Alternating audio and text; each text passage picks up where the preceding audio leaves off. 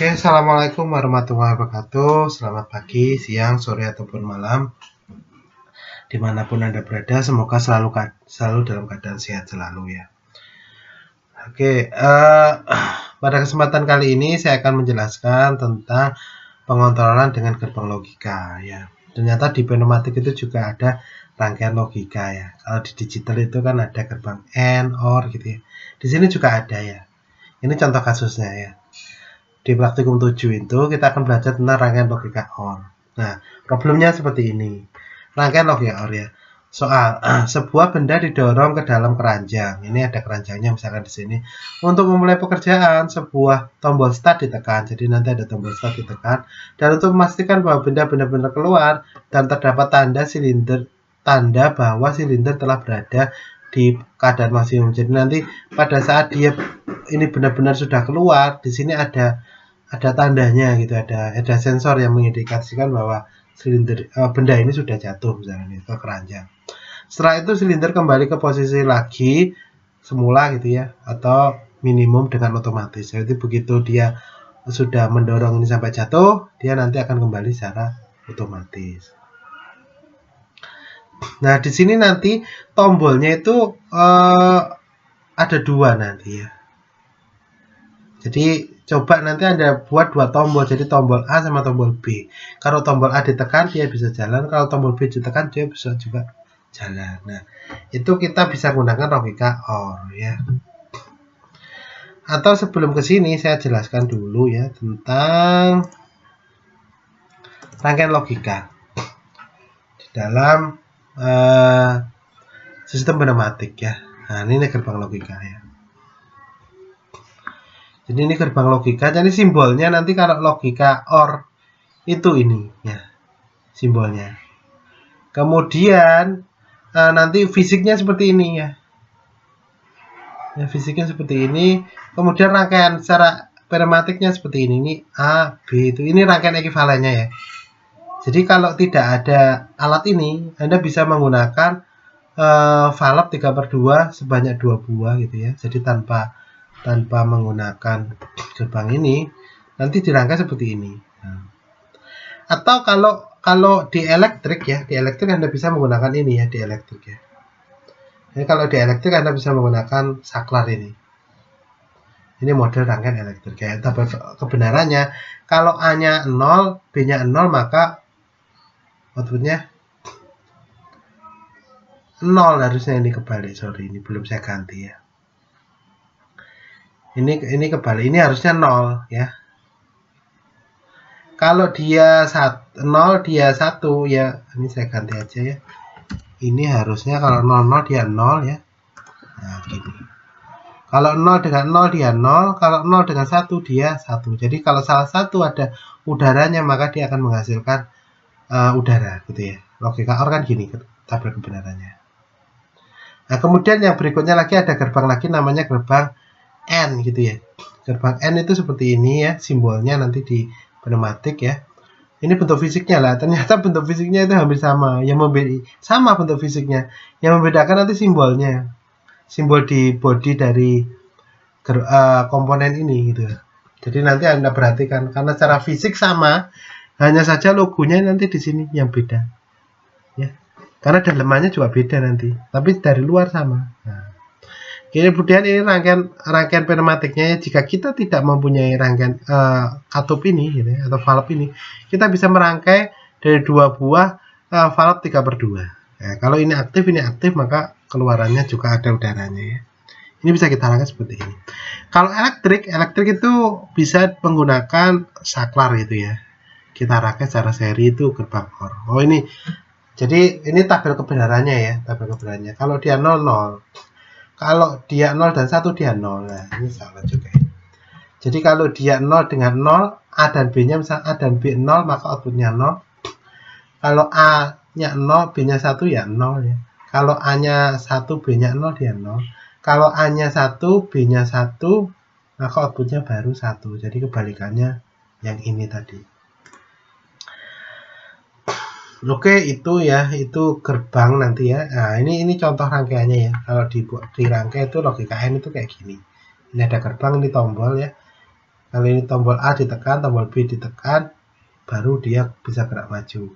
Ini tanpa gerbang, jadi kita tanpa menggunakan ini ya. Tanpa menggunakan ini, tapi langsung ini. Cara merangkainya seperti ini. Ini logika N tanpa gerbang. Kalau yang ini logika OR ya. Logika OR. Jadi kalau ini ditekan, ya jalan. Kalau salah satu ditekan, dia juga jalan. Gitu ya. Nah, ini yang tanpa gerbang. Tanpa gerbang itu seperti ini ya. Jadi kalau kita nggak punya ini, bisa pakai ini aja. Sebenarnya lebih irit langsung seperti ini ya, tanpa menggunakan ini.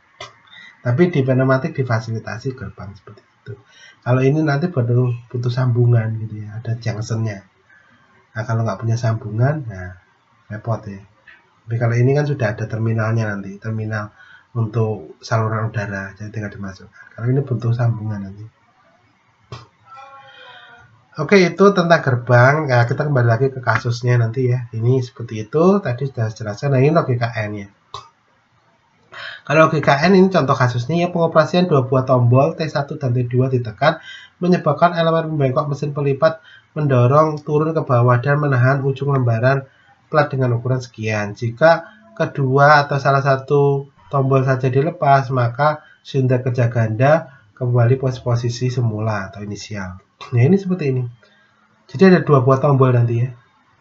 Ini penekuk. Biasanya yang ini untuk keamanan gitu ya.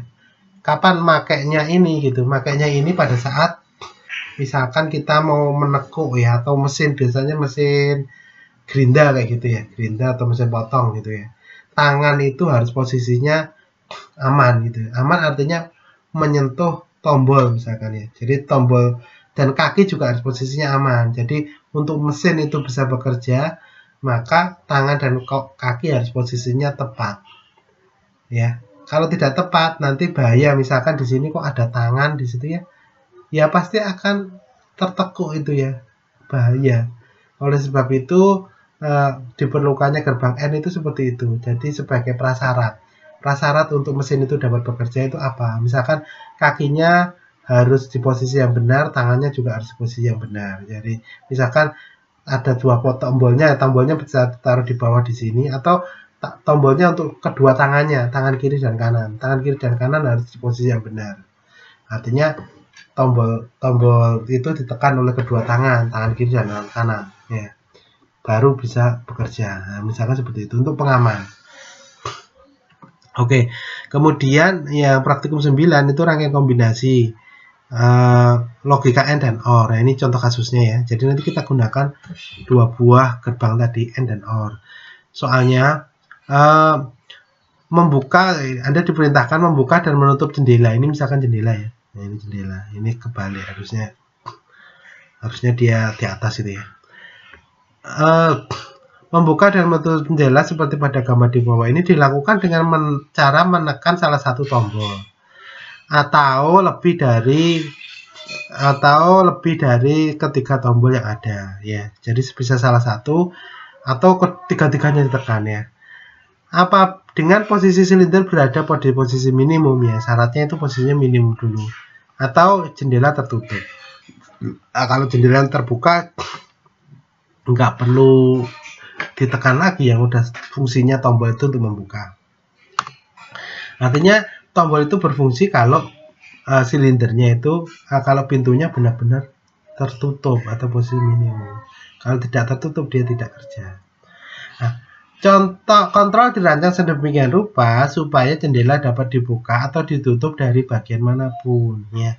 Jadi nanti bisa membuka atau menutup itu dari manapun gitu ya.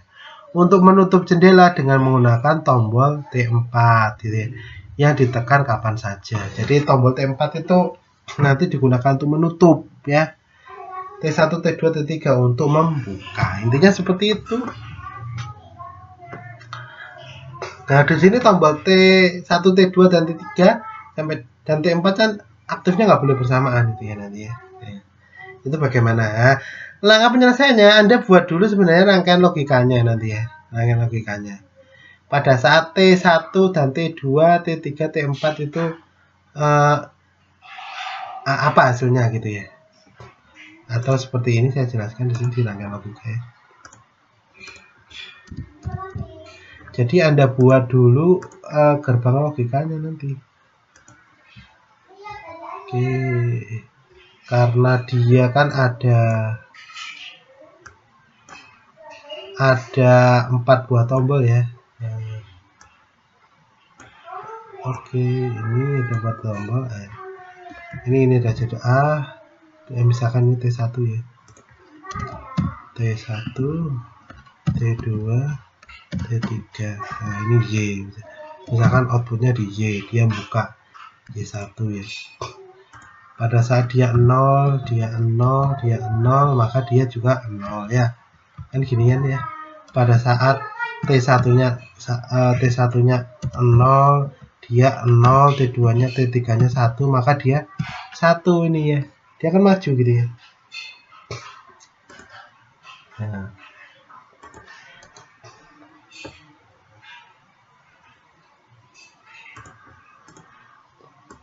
Oke, kan gitu ya. Oke. Atau di sini juga ada syaratnya, misalkan syaratnya pakai T4 boleh, atau pakai yang lainnya T4 ini ya. Atau di sini tadi kan ada sensor yang menandakan, di mana tadi? Nah, di sini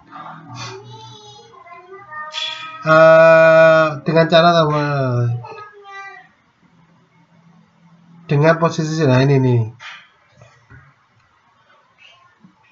Dengan cara menekan salah satu tombol atau lebih dari ketiga tombol T1, T2, T3 dan T1, T2 dan T3 dengan posisi silinder berada pada posisi minima atau jendela tertutup. Jadi yang mengindikasikan jendela tertutup itu apa? Nanti ada sensornya ya. Nah, itu bisa Anda masukkan di sini syaratnya. Jadi kalau jendelanya misalkan sensornya kita ambil aja A gitu ya. A0 misalkan ya. Ini syaratnya jendela itu harus tertutup gitu ya. Nah, tertutup dia misalkan aktif gitu ya. Aktif. Kalau jendela itu terbuka, dia nggak bisa kerja. Nah, ini dan seterusnya ya. Ini kalau dia 1, kalau dia 0 gitu. Ya di sini pasti dia harusnya 0 ya. Di sini 0, dia harus 0 apapun yang terjadi di sini ya. Oke, dari situ nanti Anda buat rangkaian logikanya ya. Kapan dia 1 ya? Pada saat 1 aja, yang 0 nggak usah dipakai gitu. Jadi dari sini nanti baru Anda rangkaian pneumatiknya, atau buat aja rangkaian logikanya seperti di digital itu ya. Buat aja rangkaian logikanya. Berarti kan A plus T1 plus T2 plus T3 plus ini ya. A0 itu harus sama dengan diorkan kan ini ya, diorkan sama dengan ini. Di n-kan dengan, jadi ini diorkan, habis itu di n-kan dengan ini. Ya, jadi syaratnya itu kalau ketiga-tiganya ini atau salah satu dari T1, T2 aktif ya, T3 aktif, dan juga A0-nya itu aktif gitu. Kalau A0-nya tidak aktif ya tidak akan bisa bekerja di sini. Ini misalkan kalau dia ini aktif ya, tapi ini nggak ada ditekan ya, sama aja. Syaratnya harus ini dan ini. Kurang lebih seperti itu ya nanti ya. Anda buat dulu tabel kebenarannya, baru buat rangkaiannya. Oke, itu tugasnya nanti ya. Tugasnya di praktikum ini, percobaan 7-9 itu, atau praktikum 7-9. Anda buat ini karena modelnya nanti kita online ya. Jadi Anda buat di rumah nanti. Kemudian hasilnya Anda buat video nanti ya. Jadi Anda simulasikan dulu, jika sudah berhasil ya, baru Anda rekaman buat video ya. Kemudian hasilnya Anda kirim di e-learning PNC, dan juga kemudian Anda buat laporannya sesuai dengan format yang diberikan. Oke, mungkin itu untuk percobaan 4 atau tugas 4 kali ini. Jika ada yang kurang jelas bisa ditanyakan di WA group ya. Oke, terima kasih.